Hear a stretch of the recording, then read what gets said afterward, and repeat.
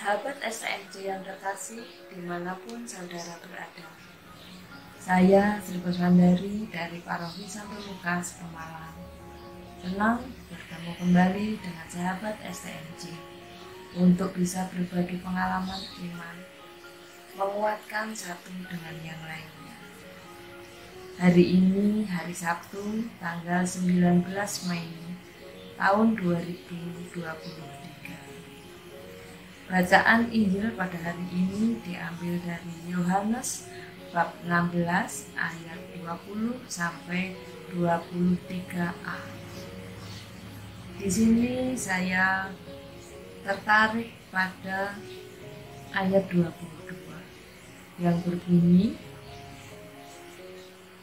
demikian juga kamu sekarang diliputi duka cita, tetapi aku akan melihat kamu lagi dan hatimu akan berbahagia.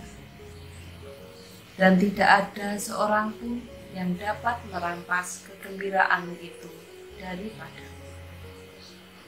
Sahabat STMJ yang terkasih, apa yang tertulis dalam Injil Yohanes bab 16 ayat 22 membuat hati saya bersemangat dan penuh harapan dalam kehidupan saya sehari-hari.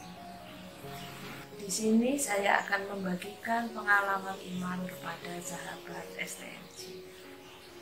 Peristiwa yang tak terlupakan. Pada tahun 2003, saya kedatangan tamu yang punya tujuan meminta saya jadi pengurus salah satu partai. Dan di situ pun saya diminta untuk ikut mencalonkan anggota legislatif. Saya berpikir bagaimana bisa, saya ini tidak punya basic politik, nol pengalaman, tapi atas dukungan keluarga akhirnya saya iakan. Lalu saya disuruh nyalon di daerah yang sama sekali belum pernah saya kenal, baik daerahnya maupun orang-orangnya.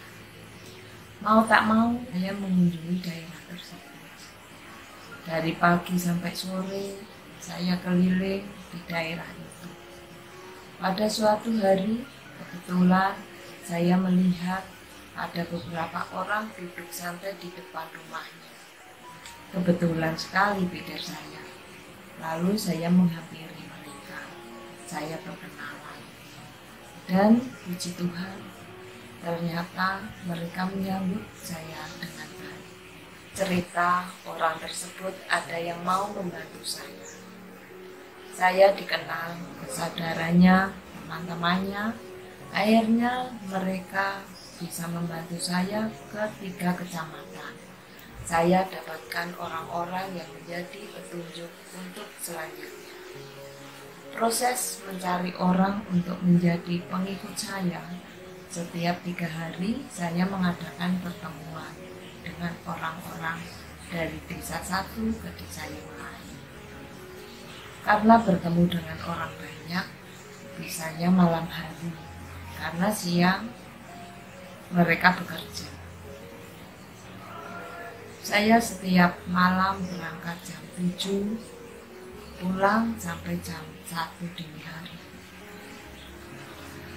Bapak dan Ibu, sebelum berangkat saya selalu berdoa agar Tuhan memberikan kelancaran untuk saya bisa bertemu dengan orang-orang yang baik hati. Saya jalani kurang lebih 8 bulan untuk pertemuan sebanyak 3 kecamatan. Sampailah sudah proses untuk mengikuti pemilu.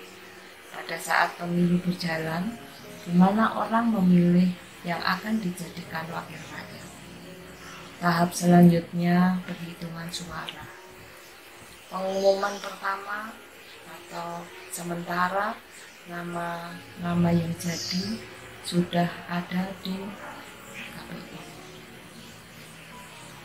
Tetapi nama saya tidak ada pada saat itu.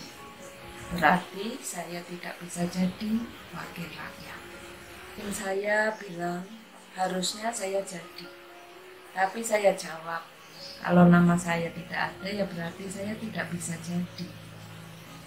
Nah, untuk proses perhitungan suara yang terakhir kurang lebih 6 bulan ke depan.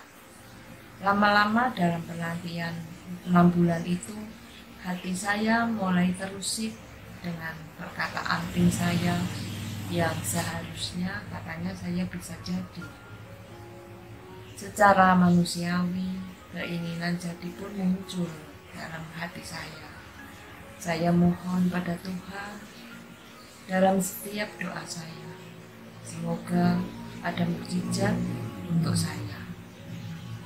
Tetapi tinggal 1 hari pengumuman, tanda-tanda mukjizat yang saya harapkan itu belum ada.